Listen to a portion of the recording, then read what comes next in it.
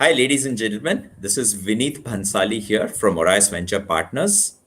I have with me our managing partner, Anup Jain. We will be taking up a conversation on product, scaling up, and fundraising. Give us a minute so all the audience can join in and we will begin. Thanks a lot. We will be beginning in just a minute. Thanks, Vineet.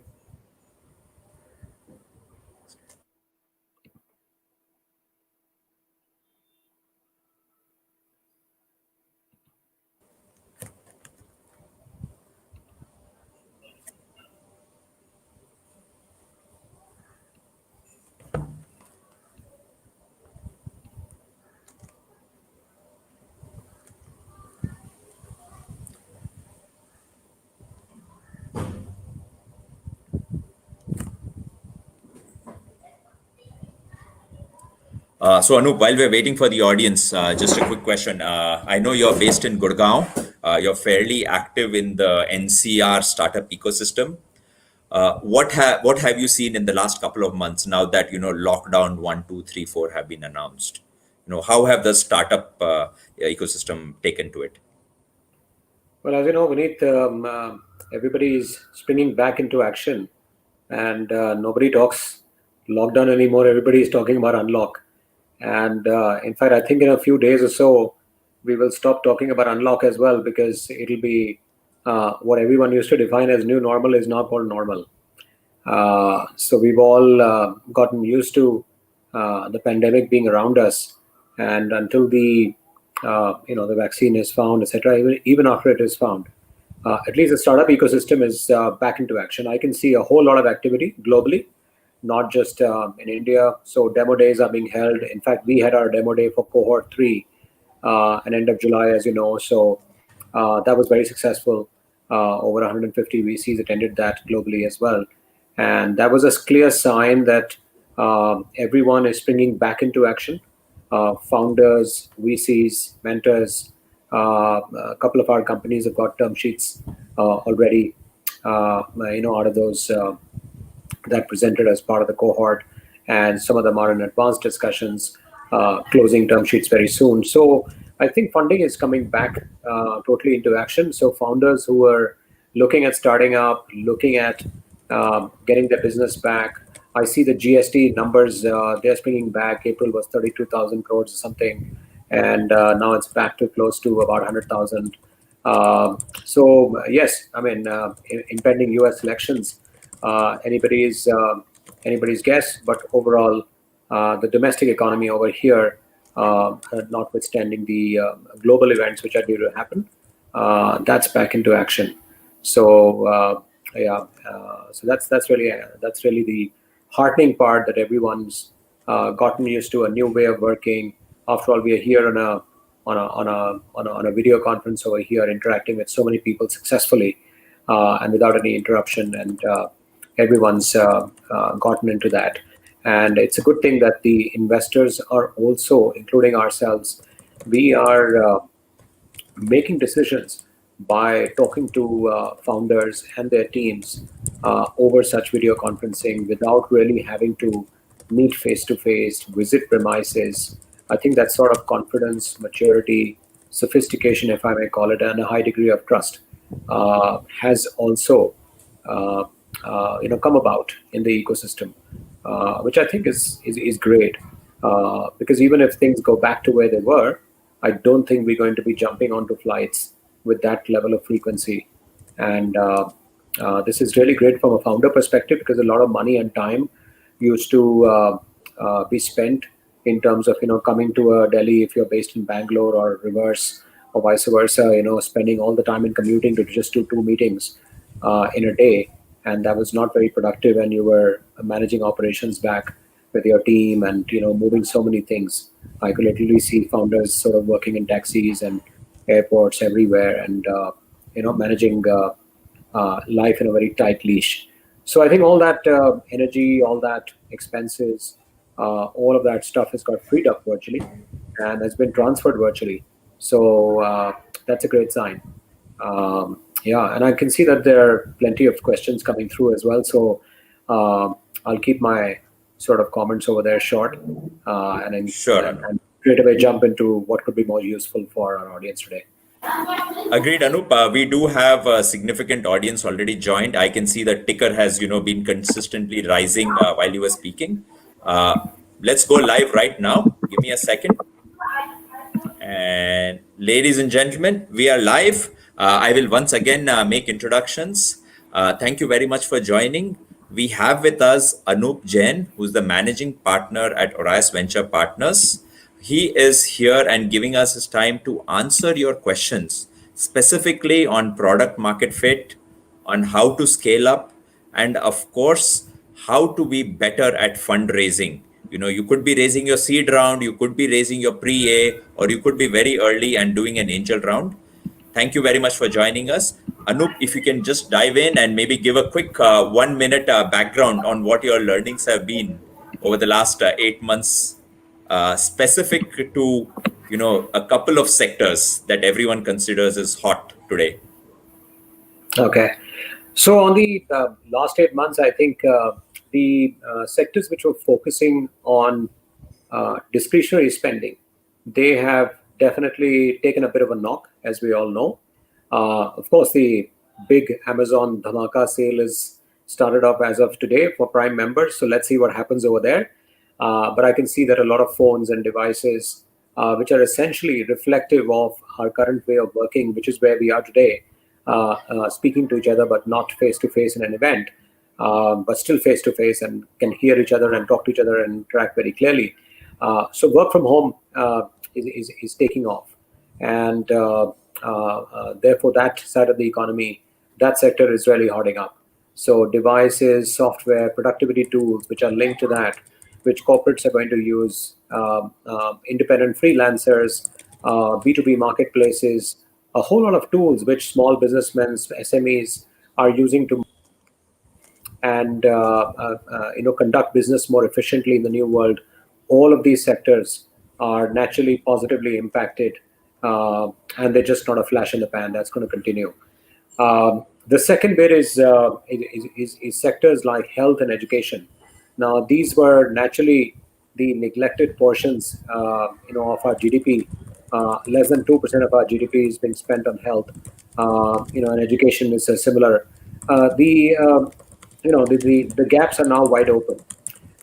And the good thing is that these gaps can be covered by promising startups, which are solving problems at a school, college, and a vocational level, and covering these skill gaps. Because our system of education is at least 2.5 decades behind, if not more.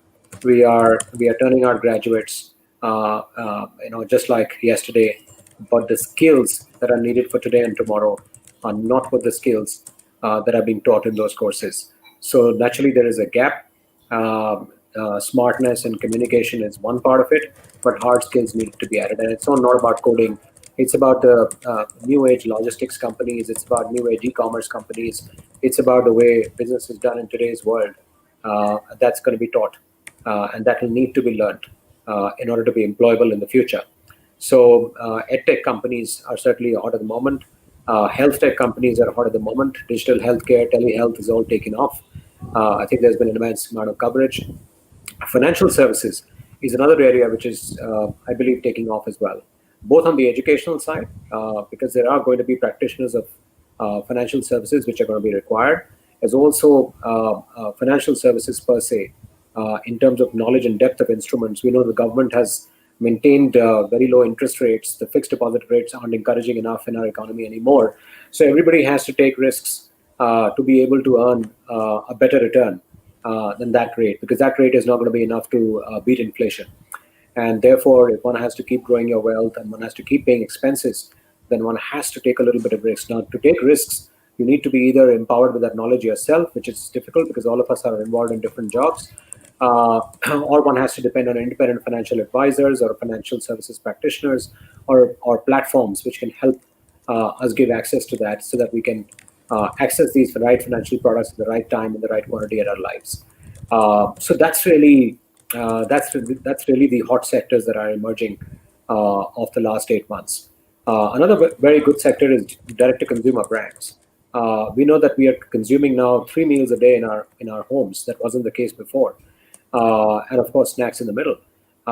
So while the delivery players are seeing a resumption of their business, but all that business is coming to home. It's not going towards the offices. And the CPG products, the brands that you use, you're becoming far more circumspect about what's coming into your home than ever before. A greater amount of attention is going into nutrition, immunity, and things like that. So D2C brands are going to be also playing a very exciting role in the future, where communities and platforms will be used to introduce brands that are made for a specific set of people with a certain set of needs, and they will take feedback from these consumers and keep improving these brands and products. Got it. Thank you very much, Anu. Yeah, we do have quite a few questions. I am going to be putting those questions up on screen so the people who have asked those questions can also see it, and you can also answer them live. Just give me a second. All right, we have the first question. It is on screen, Anup. It's asked by Abhishek Yadav. He wants to know, is it possible to scale up an app to 50,000 users? I'm guessing he says 50,000 DAO without external funding. What are your thoughts on that? Well, it's possible to do anything. Look, WhatsApp, when it became a company worth acquiring, and I believe there were only 19 people in the office. So, Yes. those stories abound. The product has to be useful, right? And therefore, the insight on which the product is based and the UI and UX has to be exceedingly good. In any new category of a product, whether it's a technical product or it's a physical product that we are consuming, or even if it's a service like the one that we're using right now for video conferencing, it has to be very, very simple to use for the early adopters. If the early adopters like it, they will spread the word enough and more to the next set of late adopters. And then comes the early majority, by which time your product is already a success. And then comes the late majority, as we know. And then comes, of course, you have to consistently rejuvenate and modernize your product to stay relevant. So that's a different end of the product cycle. But if you're right at the early stage, that's what's needed. So make sure that your product is exceedingly good, and take the feedback from the early users and make sure that you tinker around with it before you expose the product. And that's why we have the alpha and the beta phases. So you have to make sure that you're getting that feedback. So have a group of users, let them use the product, be patient with it, get the feedback, improve the product, then expose it to the next set of consumers. So it has to be an exercise of a high degree of patience and not driven by the temptation to expose it to thousands of users. Got it. Thank you very much, Anup. I have a couple more audience questions, but prior to that, I also have some questions to direct the conversation, and I'll dive in with one of my questions as well. Here's a question from me. Now, one of the things all entrepreneurs and founders want to do is to hit the very sort of clear milestone of getting product market fit, right? Now, what questions can the entrepreneur ask himself or herself to check if they have got product market fit? How do they test for it? Yeah. So product market fit, as the term sort of reveals, it is all about the fact that the consumer, whoever is your target consumer, whether it's an enterprise consumer or it's an individual retail consumer, they have accepted your product, right? And the acceptance, the symbolism of that acceptance is that they are beginning to use the product on a daily basis, if your product was meant or designed for that, right? And they are leaving something else behind. So if they were achieving that need and seeking that benefit through some other product or some other way before, then they're gradually shifting out of that habit. They're depending on you more and more, and therefore they're using you more and more. Every need or benefit segment that you have chosen to operate in has a certain frequency of usage, right? Whether it is, every day, whether it is, 2 times a week, whether it is 3 times a day, or whatever have you, right? So it all depends on that. And if your early set of users, whether it's a few thousand users or a few hundred users, they are giving you that pop. They're giving you that answer each time you ask them, right? And the ratings in your Play Store, if you have an app for that, or the ratings from your consumers are telling you that they're liking the product, they're loyal to it. It is a matter of time before they start sharing it with others. We see it in our natural lives, right? If we buy something, we don't start telling people that we have bought something. When we start using it, uh, then we start getting convinced.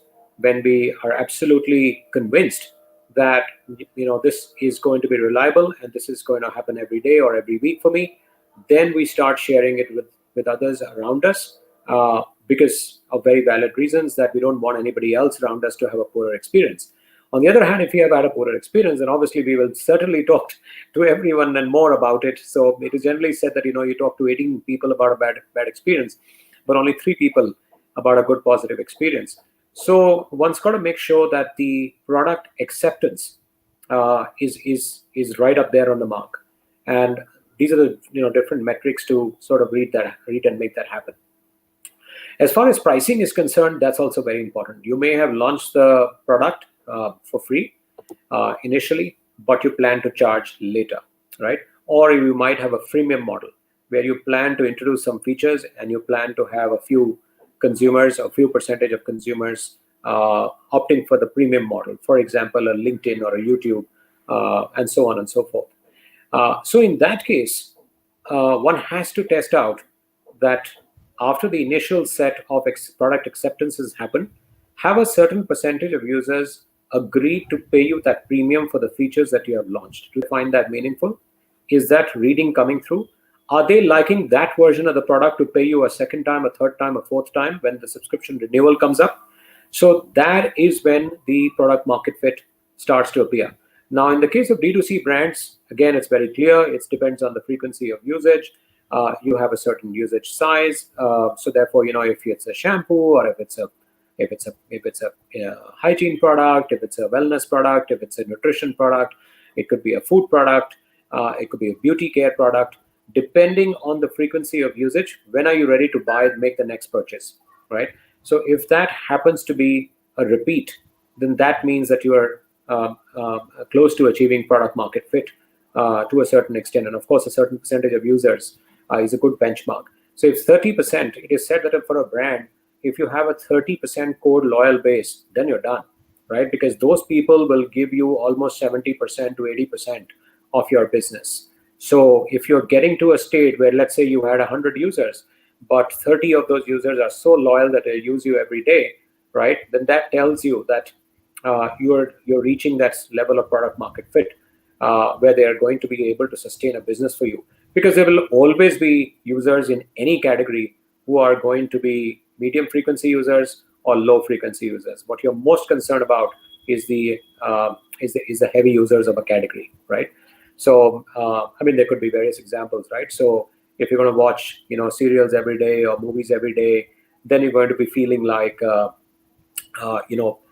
investing your time, and the amount of time spent, for example, in a Netflix subscription will be very high for, let's say, 30% of the users. It's not 100% of the users who will spend the same amount per day, but those 30%, which are your core users, are very important. So you have to maintain the freshness of your library. You have to make sure that you are tapping your tastes, their tastes and preferences very well, and making sure that they are well taken care of, because the other guys are medium users and light users by definition.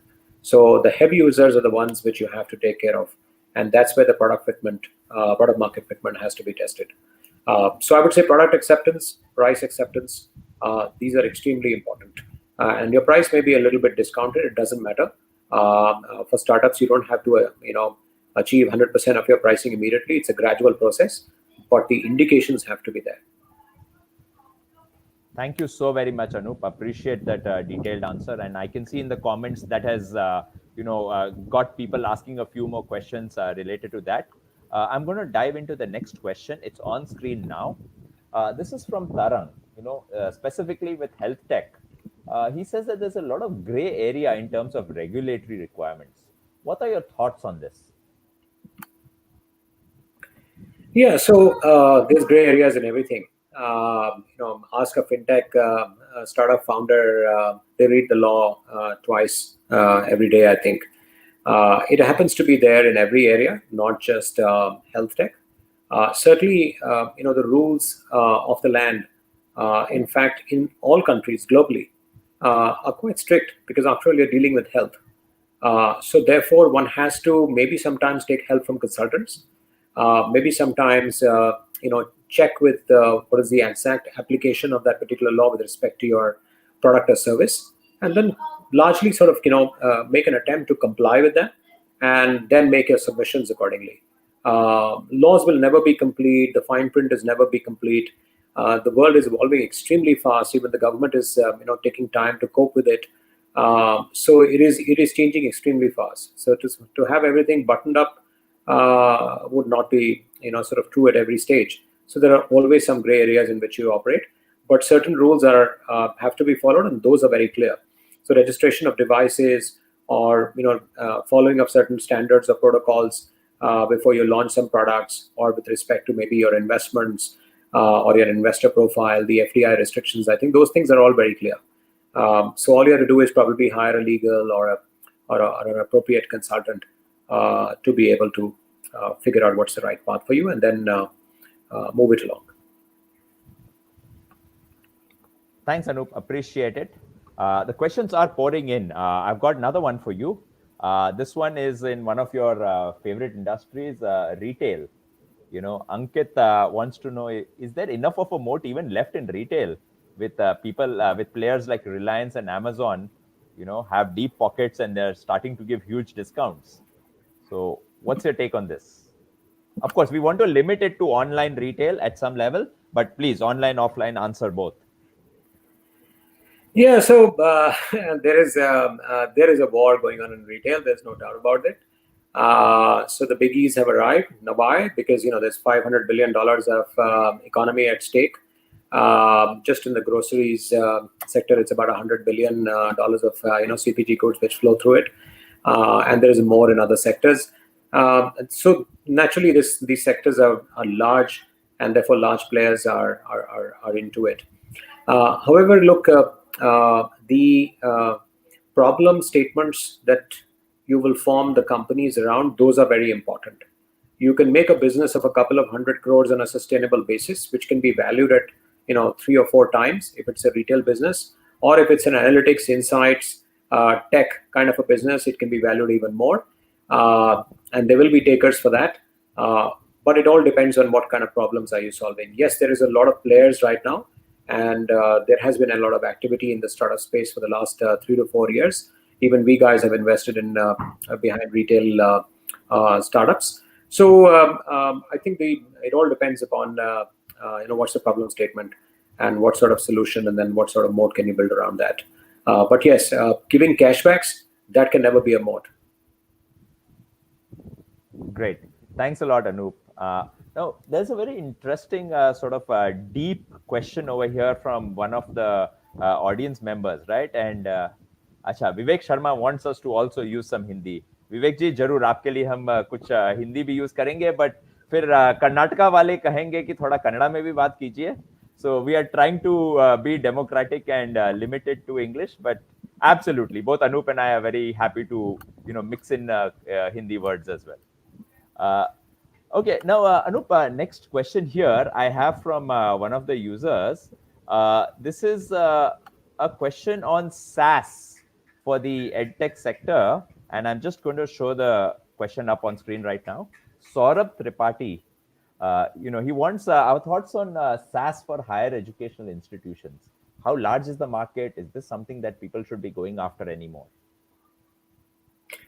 So I presume that you mean, for higher educational institutions, you mean universities, government or private universities, and thoughts on SaaS for that.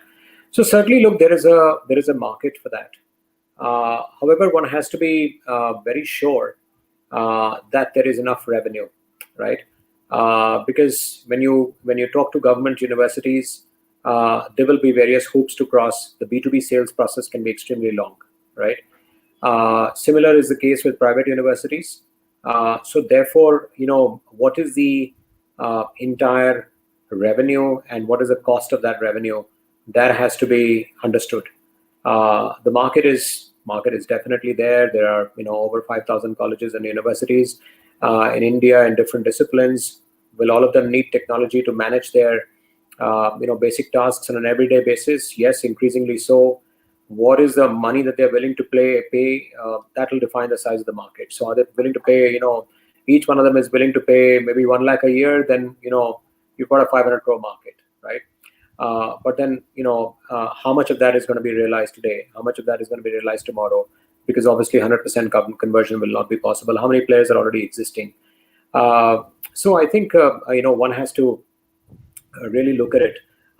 We at Orios tend to invest in sectors which are at least $1 billion or more. So I would not put this particular sector very high up on our agenda, but there are other funds and other players who look at this as very stable businesses which could work out. On the other hand, I would encourage founders to maybe even look at similar universities but based overseas, where the tech can be based over here and the realization per student or per university can be much higher than in India. Great. Thank you very much, Anup. We've got a couple more EdTech questions, and I'm actually going to try to do them back to back, so there's a little bit more EdTech conversation over here. We have an anonymous user who's asked us, what kind of churn and CAC is expected from early stage EdTech companies, right? Now, this is very, very generic. I understand that, and I can see you smile. But let's humor our viewers and try to give them some sort of an idea, within the confines of generic answers. Yeah. So look, it's very hard to predict CAC, right? When you're converting somebody to a paid user, CAC can go up to whatever, 10,000 rupees. But then you may be converting a user to pay 1 lakh rupees, right? So 10% as a cost of sales, no problem with that in any business. I think that is fair and square. Even FMCG companies will spend 10 to 12% of their sales on a going basis, mind you, to just maintain their businesses. And for new launches, you may spend even 25% in the first year, and then gradually bring it down to establish the brand. So I think generally as a ratio, CAC can be 10% of the business that you're going to generate, of the revenue you're going to generate. I'm assuming that revenue is cyclical. It could be on a yearly basis. If it's on a 2-yearly basis, then you don't need to look at CAC from that perspective, because the consumer only comes back to you after 2 years. If they're coming back every year and yearly basis, you're making 100 rupees, then 10% or 10 rupees is fair enough, right? Now, as far as churn is concerned, look, it all depends. If you are based on a freemium model, you would see very little churn, because people will come there and consume content and share it with others. And if they are happy, then they're happy because they don't have to pay anything and they find it useful. And there are many concepts like doubt resolutions, etc., have been quite popular here and in China and in other parts of the world. I still say that, look, the best education platform today is actually YouTube, because the first reference for anybody to look for anything to learn from, even to fix your laptop, is to go to a YouTube and say, how can I fix my Windows 10, or how can I fix my hard drive which has crashed, or what should I do if I'm seeing a blank screen. So these are all dependent upon the concepts. But if fair and square, let's just restrict ourselves to revenue paying edtech startups. If you're desiring some revenue, and you should desire a revenue from a consumer, then the CAC for that easily could be 10%, could be even slightly higher if you're subsidizing the product initially to get the entire NPS and everything else going, right? So I think that's fair. And churn ideally should not be there when you have a paid edtech startup. People should be staying in your course. They should not be paying for a course and then saying, I want a refund, or I want to leave the MBA course that you're running next year, or if you're teaching a music class for 5 to 8-year-olds, then people are leaving in the middle of it. That's not cool. So I think that definitely should not be there. So churn actually in edtech, quite frankly, does not happen, because if you see all the activity in the offline side has always been about, hey, you evaluate very carefully, but once you're in, right? And that industry has not allowed for opting out and opting for a refund, right? there is no such look-see window. So you evaluate very carefully, and therefore you go for all kinds of references, ratings, third-party reviews. You have all kinds of data available on what's the placement potential of an X degree or an X course versus somebody else has to offer. So all kinds of data is therefore available. So a very well-informed decision can be taken. It's not a financial services decision where you can opt out and sell it at a loss and move on. So this is therefore an industry which is very, very stable. Thanks, Anup. In fact, two things that I personally took away from what I just heard. Right, number one, it's very rare, right, for an investor to be as frank and as open as you have been in answering this question, right? Because founders are sometimes confused. They're like, is 2% CAC very high or 25% CAC very low, right? So it does depend on the industry, but at least you have told them something they should think about. And on the churn topic, I agree with you, right? I mean, in the traditional educational system, churn is just another word for graduation, right? So, the only time people churn is when they actually finish the graduation and end up with the course. So, viewers, this is absolutely important points. And thank you, Anup, for answering this, right? I'm now going to take on another question, and this one is intentionally not going to be on EdTech. This is going to be on transport and mobility. Parasmal has a question. He's saying that we aren't seeing a lot of innovation in urban transport or mobility, right? From your perspective, you're an investor, you see a lot of startups every week, every month. What is your take on this? So we are seeing innovation in urban transport and mobility. I think it's multimodal transport payment solutions like Masabi, etc., which have come up globally. They are being implemented in India. They're at an early stage. Most of the public shared bus transport systems are actually owned by the government, by different state bus transport corporations, and so is the rail infrastructure, which helps us travel between cities, and even within the city, the metro infrastructure, as you know, is all government owned. So these are public utilities. In other countries, these have tended to be, at least on a payment basis, they have tended to, like in Switzerland or Hong Kong, etc., they have tended to make it extremely easy for a consumer to pay with the help of an NFC card payment mechanism. That with companies like CityCash here in India, they are at an early stage of development, but they are being developed quite rapidly as we speak about this topic today. On the other hand, the electric vehicle sector is kind of taking off. It happened in China as well post-COVID.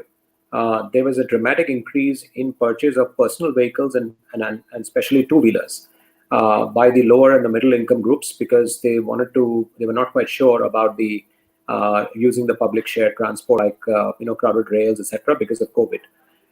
So we are seeing that those numbers perk up. I'm told that even in the conventional space, which is petrol-driven motorcycles and scooters, the demand is really up, and that's why you're seeing a lot of activity on that side. The used car space numbers are also up. If you see some of the numbers over there, so there are going to be models of shared public transports, shared private transport that are going to be coming up, and electric vehicle space is definitely a thing for the future, because we are going to see that the fuel costs are quite expensive. Petrol and diesel are nearly the same in our country. It never used to be the case, but the government has made a move to equalize the prices of these two products. It was artificially subsidized for the farming sector, but then no longer, because the farming sector doesn't utilize it to that extent, and therefore most of it led to a kind of a skew for demand for diesel vehicles on road, which increased pollution, etc. So what you're finding is that now a new chicken and egg situation has come about, which is, will there be more electric vehicles before the new EV infrastructure for charging and battery swapping comes up? So I think those are some of the issues that we will see getting addressed, and startups are already working in this space. So EV battery operated vehicles, quite a few startups have come up.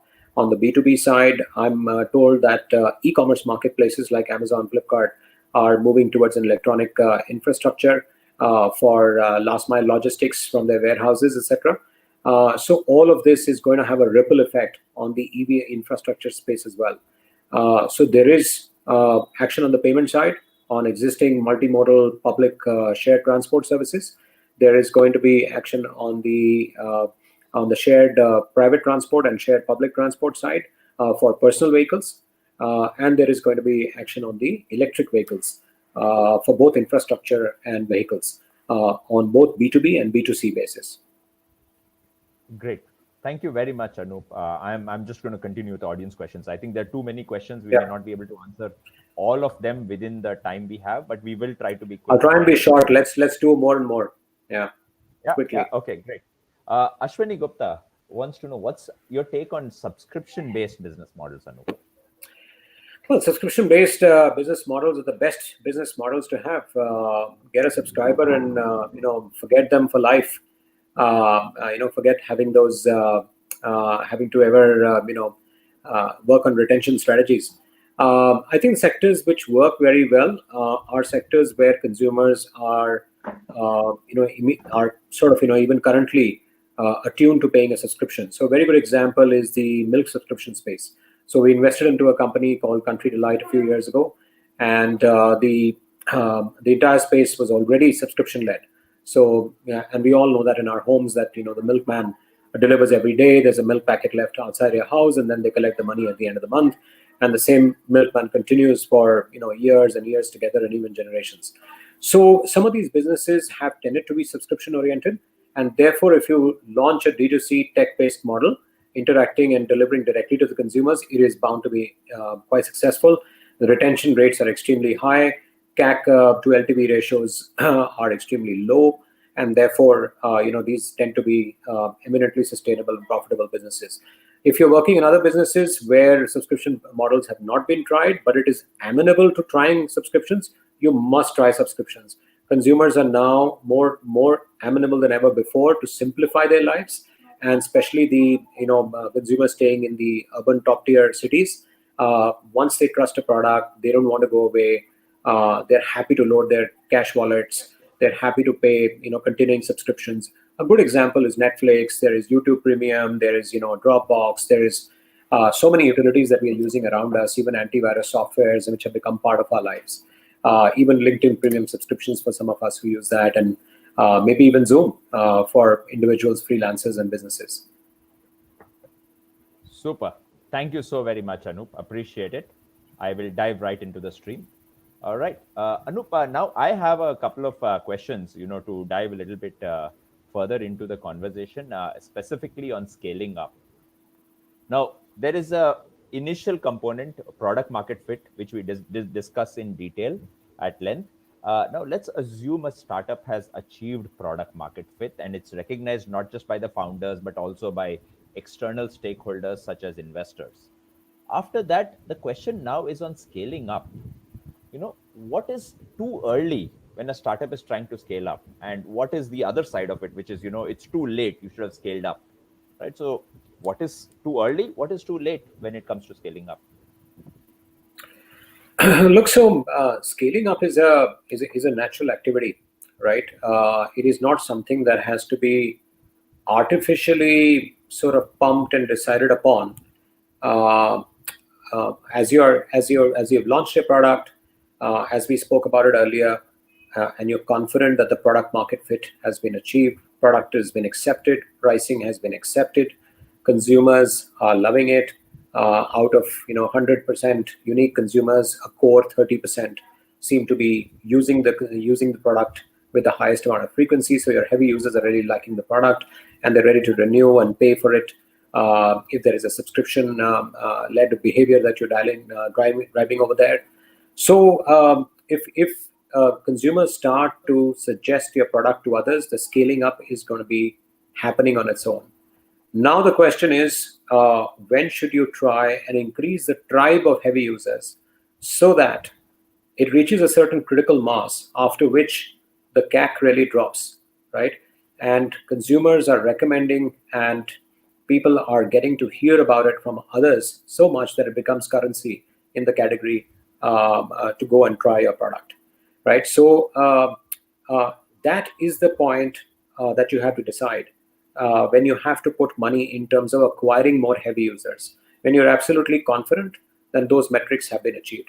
So that's the right time when you're seeing a gradual scale up, not a meteoric scale up, because the base on which that scale up is happening, which is natural, is still small, but it is sure, it is confirmed. So let's say your base is growing by 5% or 10% month on month.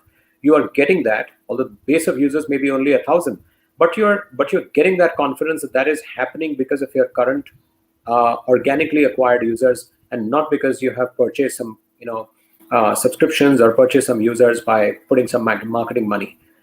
Once that has happened, then it makes sense for you to go and drive that number further and increase the base. So I would see it as, getting the capital to increase the base of satisfied users, such that the 10% growth that you're having month on month is not on a base of 1,000 users, but is on a base of 1 lakh users, right?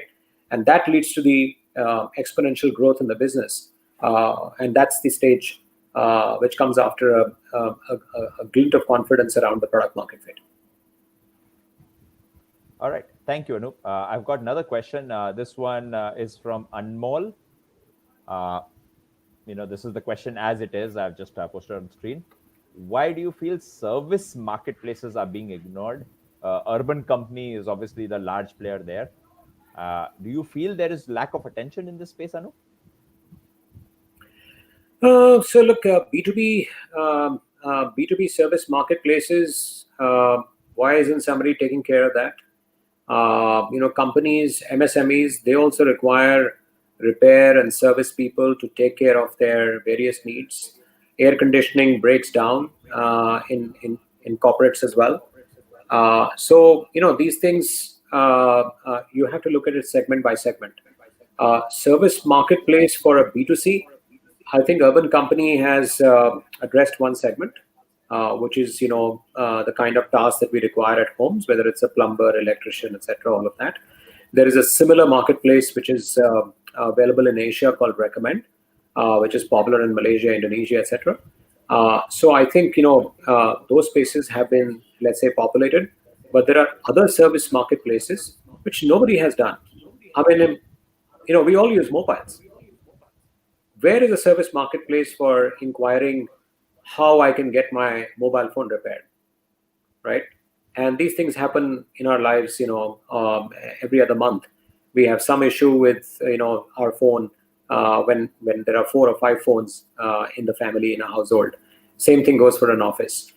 Similar thing goes for, household appliances. So all of these are great opportunities for us to develop service marketplaces. And I think that job is still not been done as yet. Absolutely, Anup. Absolutely agreed. And Anmol, I would suggest this. Don't look at what Urban is doing. Look at what else is available out there for you. Now, Anup, one question I have for you. This is a little bit related to fundraising, right? Now, so it's a little generic as well. What are some of the best practices when you're creating your pitch deck, right? If you could walk us through a couple. Sure. So firstly, prepare for a pitch deck which can be delivered in no more than 15 minutes, possibly 12 minutes. Difficult to hold, span of attention for an initial meeting for more than that. Generally, I've seen that, decks tend to be extremely heavy with text, images. There is a lot to say. But remember that this is only an aid. You are going to be present to say something. If you're not going to be present to say something, then make 2 decks where you put in a little more information. But if you're going to be present to talk about your pitch, to support your pitch, then your deck should be no more than designed to be delivered in about 12 to 15 minutes at the max, which means that you've got to have that many number of slides. So you're looking at maybe 20 slides or so, where you're spending 40 to 60 seconds per slide. And then, you've got to have the key matter which is covered. What do you do? What is the market that you are serving? What's the problem statement that you have defined around which your solution is going to be designed? What's your solution? What's the market size? And what's so unique about the solution that other people can't copy you, which is often defined as a moat in the business? How have you gone about acquiring consumers? And what is the early traction? What are the consumers saying about it? Display some of those metrics, revenue, monthly actives, daily actives, if it happens to be a a tech-based platform, and so on and so forth. It may be different for different sectors actually. And then also, of course, it's very important to highlight which is the team, which is the working behind this. So there have to be a bit of description about the co-founders of the team. The core team or the other members can be left out. Very often I find that slides are full of maybe 6 or 7 people. Also, I think while it sometimes people think that way, but investors don't really put a lot of weightage behind this. Unfortunately, that is true. So putting 1 or 2 slides which are full of mentors and advisors, that somehow does not carry that kind of weight as we might think it to be, right? People don't make their investment decisions based on that. So you may be consulting a few people, and there are today mentors and advisors, come investors, or people who work on a sweat equity basis with startups, and they're happy to be associated in those capacities. I think those, if they are advising you, then let them advise you. The strength of the early traction and the thinking should show, in their advisory. To occupy a few slides in their presentation to impress investors, that really doesn't carry too much weight. So I've seen that often happen. So just putting it out there. Great. Thanks, Anup. I'll take one more audience question, Anup, and then I've got a couple of questions of my own. This is a question from Arvind. We very often founders discuss that, were you the first to market, or is it a crowded market, right? So at what point is this an advantage? Any examples, and when it is not an advantage? Well, a first mover advantage is definitely an advantage. There is no, there is no gainsaying that, what do they say? The early bird gets the worm, right? So there is definitely, and it has been proven. I think there are management case studies very amply available in MBA courses, which tell you about this advantage. Of course, the person or the company which is using that advantage should be able to grab that market share, raise resources, expand meaningfully, and obviously not have setbacks in the middle so that somebody else can catch up with it, and be obviously at the cutting edge of innovation so that they're not beaten to it before they achieve scale. So in tech, the question is, how do you identify big companies versus copy the idea? Well, the big companies by nature are slowest. And when you become big, you will become slow as well. So I don't think you need to worry about the big companies. If they had to do something by copying ideas, and if they could move that fast, then there would have been ample examples of that, but that's not the case. So a startup has all the advantage of being first to market with a unique idea, and then it has to carefully and intelligently wind its way into getting that product market fit, raise enough number of funds to get scale before somebody big can notice it and try and copy it. They may or may not be able to do it successfully, but the whole game is about you getting distribution before they get the innovation, right? Absolutely. Thank you, Anup. My final question for the day. Quite a few founders here want to continue to reach out to you. This is a dilemma in their head. Can they directly write to you, cold email, cold LinkedIn message, or a warm connect? Which one is the preferred way? Yeah, so this is often been asked in many forums. Look, investors are as hungry to talk to founders as much as founders are hungry to talk to investors.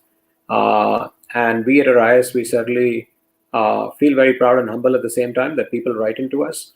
I definitely try and answer as many messages as I can, which are sent to me on, let's say, LinkedIn. But I may not be doing 100% job, so definitely reach out to our emails. Our emails are given in our LinkedIn profiles. So therefore, we are quite accessible. You can go to our website, and we have an email ID, which is hello@oriosvp.com. You can write into us over there, and somebody from our team will progress your entire pitch through our team as per our process, and remain in touch with you, remain engaged. We have different sector teams working on the stream of inquiries that we get, and we're absolutely interested in talking to as many as we can be. But we definitely connect, and even if something is not falling in our mandate or not in the right stage, then we definitely try and reply to 100% of people who connect with us. So there is no there is no magic wand or anything. You shouldn't feel handicapped that you didn't get a warm connect, and therefore if somebody gets a warm connect, then they'll have some kind of an edge. That's normally not the case. We guys are that way quite objective. After all, it's our investor money at stake, and we want to apply it, and we want to invest it after a careful due diligence, and we place weightage on all the other factors, not a warm connect.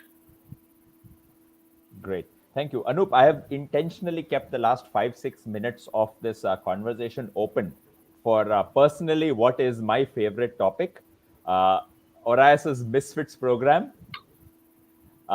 Yes. Now, some founder, and I can see the smile. We are all at Orios very excited about the MISFITS program. The last cohort was a fairly strong showing, both for the startups, mentors, and the fundraising. Now, can you talk to us quickly about cohort 4, which we are currently accepting applications for? Yeah, sure. So Orios runs the MISFITS program for its investee companies. It's a program which runs over a period of 6 months. It helps companies which have some early traction. They're at a later seed stage, and we invest anything from $500,000 to $1.5 million in these companies, and we graduate them from this pre-A stage to the A stage so that they can achieve their product market fit, get some early signs of scale, and then be able to raise Series A funding in 6 to 9 months time, graduating out of a demo day. From the investment to the demo day, there is a well spaced out set of activities in the form of boot camps, which are exactly about the topics we spoke today. So it's about getting your strategy right. It's about getting the product market fit right, defining the right metrics, defining the path and the resources for you to get there, which is hiring the right team, working out what sort of resources have to be applied to what parts of the organization, whether it's sales, whether it's tech, and then being able to scale up to the right level so that you are at the right stage and you still have cash in the bank, so that you can go ahead and start the fundraising process. So we spend a lot of time with our external mentors, industry leaders, senior entrepreneurs to coach and guide you. So it's not just us, but people who have been out there as well. And they give you sharp insights into how you should design your pitch, how you should articulate your pitch, what could be the strengths and weaknesses, what are the areas of improvement. And there's a pretty intense program. So you have to devote time on it. Fortunate part of it is you don't have to fly out of India. There's no cost for the program, and you don't have to ignore your company's operations during the week. So we hold it over the weekends, and our mentors prefer it that way as well. And I appreciate them, on this webcast, all of them, for participating in this wholeheartedly. So we bring the whole power of the ecosystem literally at your feet, not just the capital, through this program. And cohort 4 is going to be about 9 or 10 companies only, because we are able to work with a concentrated set of companies over a period of time. There are a few companies which have already got selected, and this is a running application process. So we've just announced an end date, which I think Vineet is up there on our group as well. So that is by 18th October. So I think there are more than 500 applications as we speak. So our team will be going through each one of them and looking at which are the most deserving ones as per our fund mandate, that we can mentor and take to the next level. So look forward to working with these companies in the near future. Great. Thanks a lot, Anup. Yes, absolutely.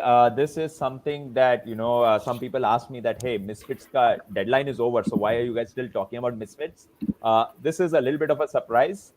We wanted to ensure that a couple of people who said that it's taking us a little longer to prepare the pitch deck or whatever, we give them a little extra time. Like Anup mentioned, we do have 500 startups that have already applied, over 500. But we thought it doesn't hurt to give startups a little bit of extra bonus time over the weekend. And if you haven't yet applied, well, you have 48 hours till Sunday midnight. Please do apply. I will be sharing the link to application on screen right now, and I want you to go through the page that we have created for Misfits. Why this is very important is because we have invested a lot of time and effort to create a detailed FAQ section on the Misfits page, right? It answers a lot of questions to ensure you are at the right stage and you understand what the program does for you. Like we mentioned, unlike other programs, there is no fees to join the Misfits program. In fact, we invest in your startup and then you join the program. And number two, we try to give you maximum face time with very senior entrepreneurs in India. You will see some of their photographs on the Misfits page as well. With that, if you haven't applied yet, please do apply. Again, thank you very much, Anup, for taking out time. Appreciate you so frankly and freely answering the audience questions from all of us here. Thanks, Anup.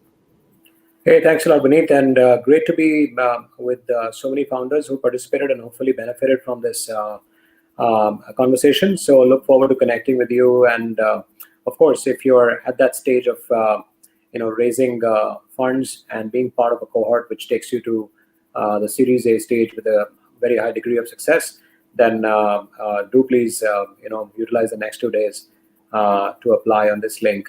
And we look forward to interacting with you and taking it forward.